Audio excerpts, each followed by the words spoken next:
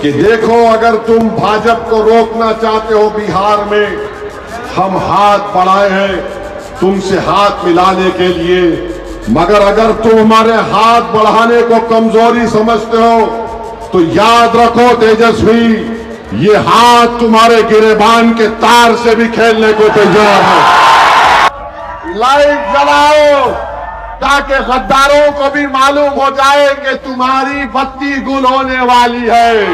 हैदराबाद से आया है। हाँ, मैं हैदराबाद से आया हूँ, चांद से नहीं आया हूँ। मैं बताना चाह रहा हूँ तेजस्वी यादव को, तुम फैसला जो लेना चाहते ले लो, मगर याद रखो चुनाव के बाद तुम ये नहीं कहना कि मम्मी डैडी मेरा बैट और बॉल लेकर कोई भाग गया। नमस्कार साथियों, ब्रेकिंग ट्यूब की इस खास पेशकश में आपका स्वागत है। हम आज फिर बात कर रहे हैं बिहार इलेक्शंस की, और जब बिहार इलेक्शंस की बात कर रहे हैं तो बात हम असदुद्दीन ओवैसी की करेंगे। असदुद्दीन ओवैसी पिछले 2 दिनों से, यानी पिछले करीब 48 घंटों से बिहार की सीमा में हैदराबाद के सांसद, AIMIM के राष्ट्रीय अध्यक्ष और लगातार खासतौर पर मुस्लिम पॉलिटिक्स को लेकर के चर्चा में रहने वाले असदुद्दीन ओवैसी इस वक्त सीमांचल के अलग अलग इलाकों में हैं। और पिछले कुछ घंटों में दर्जन भर से ज्यादा उनकी सभाएं हुई। उन सभाओं में ठीक ठाक भीड़ उमड़ी है, और उस भीड़ के दम पर AIMIM इस बात का दावा कर रही है कि अब की बार सीमांचल में उसका परचम और बुलंदी से लहराएगा। असदुद्दीन ओवैसी जब अपने भाषणों में तीखापन ला रहे हैं तो उनके निशाने पर नीतीश कुमार या केंद्र की NDA सरकार से ज्यादा महागठबंधन तेजस्वी यादव खास तौर पर उनके निशाने में। वे तेजस्वी से इसलिए भी नाराज हैं क्योंकि तेजस्वी की पार्टी ने पिछली बार उनके 4 विधानसभा के सदस्यों को हथिया लिया था, और वो सभी के सभी सीमांचल से आते। अब ये बड़ी बात है, और इसको लेकर के सोशल मीडिया पर भी खूब नैरेटिव्स गढ़े जा रहे हैं। ये कहा जा रहा है कि किस तरीके से जो उनके प्रदेश अध्यक्ष हैं AIMIM के, वो कितने बेहतर नेता हैं, उन्होंने सीमांचल में कितने बड़े अंतर से जीत हासिल की थी, और तेजस्वी यादव के राघोपुर की सीट जो उनकी है और सीमांचल में जो उनके प्रदेश अध्यक्ष की सीट है, उनकी जो जीत का मार्जिन है उससे भी तुलना की जा रही है। यहाँ तक कि जो उनके भाषण है, एक भाषण तो मैं देख रहा था जिसमें मोबाइल टॉर्च की रोशनी में, एक आजकल रील्स का भी ट्रेंड चला हुआ है, आप जब जाते हैं तो देखते हैं कि राजनेता जो है वो JCBs के थ्रू उन पर पुष्पांजलि की जाती है, वीडियोस बनाए जाते हैं। आप राजस्थान के चुनाव में देखा, मध्य प्रदेश के चुनाव में देखा, महाराष्ट्र के चुनाव में देखा, हरियाणा के चुनाव में देखा, रील्स बनाने के लिए इस तरीके की जो है टेक्निक्स का इस्तेमाल किया जाता है। और ठीक उसी तरीके से मोबाइल टॉर्च की रोशनी में सभाएं करने का एक अलग नैरेटिव, वो एक अलग माहौल बनाने की कोशिश। उद्वेलित, जोशो खरोश से दिखने वाले कार्यकर्ता, वोटर, समर्थक सब उसमें दिखाई पड़ते हैं, उसमें जनता भी दिखाई पड़ती है। जनता असदुद्दीन ओवैसी को अपना समर्थन देगी या नहीं देगी, असदुद्दीन ओवैसी की बातों पर भरोसा करेगी या नहीं करेगी, राजनीति में और खासतौर पर बिहार की राजनीति में उनको एक भूमिका में आने की स्थिति देगी या नहीं देगी, ये सबसे बड़ा सवाल। ओवैसी किसको नुकसान पहुंचाएंगे, ये भी एक सवाल है। तेजस्वी यादव पर तंज कसते हुए ओवैसी कहते हैं कि भाई, हमने गठबंधन का आपको प्रस्ताव दिया था, पर हम कोई आपसे भीख नहीं मांग रहे। ओवैसी ये भी कहते हैं कि बाद में जाकर के मत रोना कि मम्मी पापा गेंद और बल्ला मेरा कोई और लेके भाग गया। तो जो बात करनी है अभी कर लो, वरना मत। मैं बताना चाह रहा हूं तेजस्वी यादव को, ये हमारी कमजोरी नहीं है, हम ताकत की बुनियाद पर तुमको लिखकर दे रहे हैं।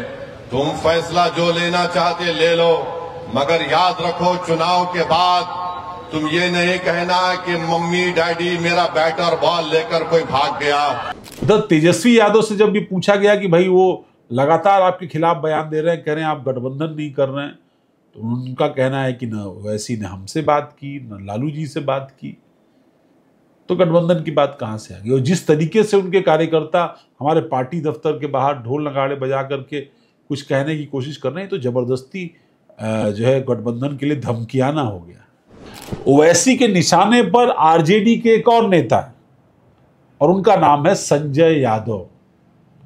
संजय यादव के बारे में कहा जाता है कि वो हरियाणा के रहने वाले हैं, तेजस्वी यादव के पॉलिटिकल एडवाइजर हैं, राज्यसभा के सांसद हैं, मुख्य रणनीतिकार हैं आरजेडी के, और उनके इर्द गिर्द ही पिछले करीब 7-8 सालों से आरजेडी के अंदर तेजस्वी यादव की इमेज बिल्डिंग की गई है। एक विकास पुरुष के तौर पर, एक रोजगार पुरुष के तौर पर, एक यूथ आइकॉन के तौर पर। और जब हैदराबाद से सांसद असदुद्दीन ओवैसी ये कहते हैं कि मैं हैदराबाद से तो आया हूं, ये कहते हो आप लोग, लेकिन मैं कोई चांद से नहीं आया हूं, तो इस बात को कहते हुए वो विपक्षी और खासतौर पर आरजेडी के नेताओं जो सीमांचल में खासतौर पर ये कहते हैं कि तो बाहर से आए हैं, बिहारी तो है नहीं है, उनको काउंटर करते हैं कि अरे भाई आरजेडी का भी जो नंबर 2 नेता है संजय यादव भी तो हरियाणा से आया हुआ है। तो ये सवाल जवाब का दौर चल रहा है। बिहार के चुनाव को ये बात माननी पड़ेगी कि असदुद्दीन ओवैसी की सभाओं ने गर्माहट ला दी है बिहार के चुनाव।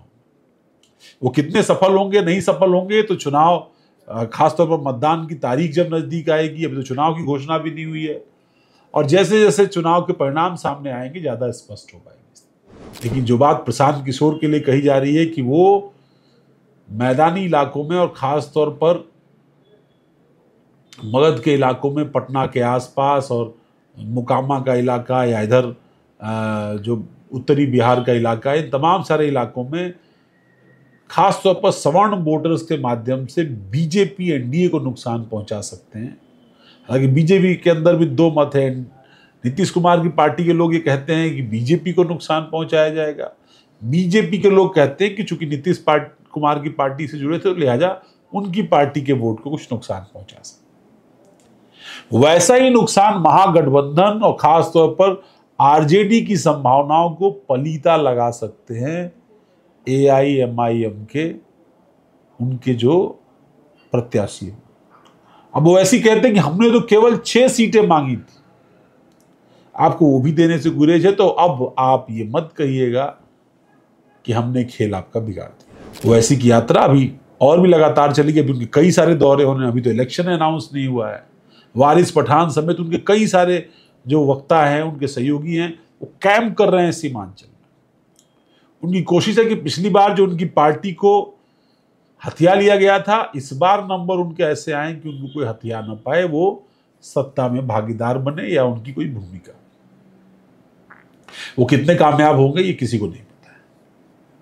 लेकिन बिहार का चुनाव दिलचस्प होने जा रहा है, ये बात इससे कोई इनकार नहीं कर सकता है। एनडीए और इंडिया गठबंधन के बीच तो लड़ाई है ही, लेकिन इसमें प्रशांत किशोर और ओवैसी की पार्टी एआईएमआईएम चुनाव को त्रिकोणीय और चतुष्कोणीय भी कई सारी जगहों पर बना सकती है।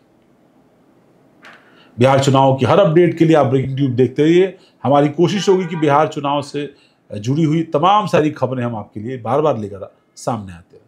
धन्यवाद।